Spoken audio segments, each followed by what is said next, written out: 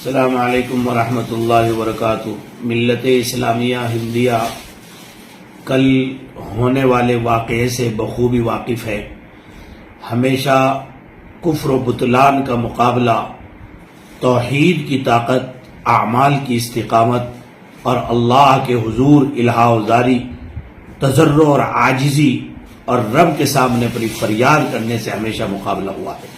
میری ملت اسلامیہ سے ہاتھ جوڑ کر درخواست ہے، کفر و باطل ایک نظام پر جمع ہو رہا ہے۔ اللہ کے گھر کو توڑ کر مندر بنا کر آپ اللہ کے گھروں کو آباد کیجئے، نمازوں کی پابندی کا عہد کیجئے، کلمہ توحید لا الہ الا اللہ وحدہ لا شریک لہ لہ الملک و لہ الحمد وہو علی کل شیء قدیر، پورے دن اس کا اہتمام کیجئے۔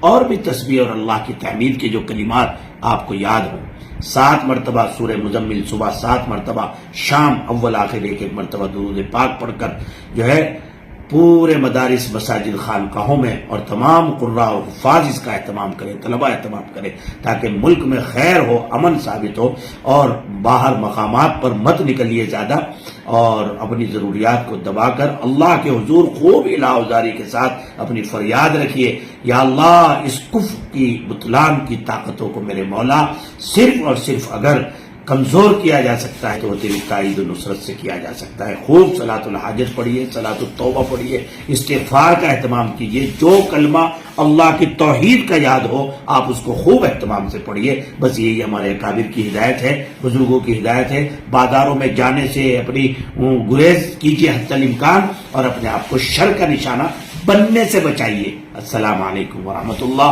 محمد سالم اشرف قاسمی، خادم دارالعلوم اشرفیہ دیوبند، خاص آپ کی دعا کا محتاج اور عاجز۔